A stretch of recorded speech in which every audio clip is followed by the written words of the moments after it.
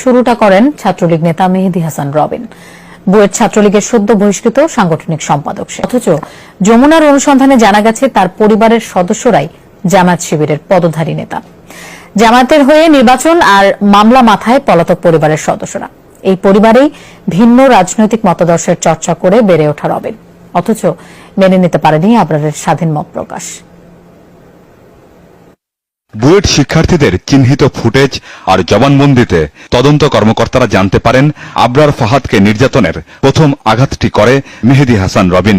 ফাহাদের মৃত্যুর পর পালিয়ে যাওয়া বুয়েট ছাত্রলীগের এই বহিষ্কৃত সাংগঠনিক সম্পাদককে গ্রেফতার করেছে পুলিশ। তার গ্রেফতারের খবর জানার পর থেকেই গ্রামের বাড়ি রাজশাহীর পবায় প্রতিবেশী আর স্বজনদের ভিড়। স্থানীয়দের অভিযোগ, ক্ষমতাসীন দলের রাজনীতিতে সদ্য যোগ দিলেও রবিনের পরিবারের সদস্যরা জামায়াত ও শিবিরের রাজনীতিতে পুরনো মুখ। হ্যাঁ, নির্বাচন করেছিলাম একদিন আগে,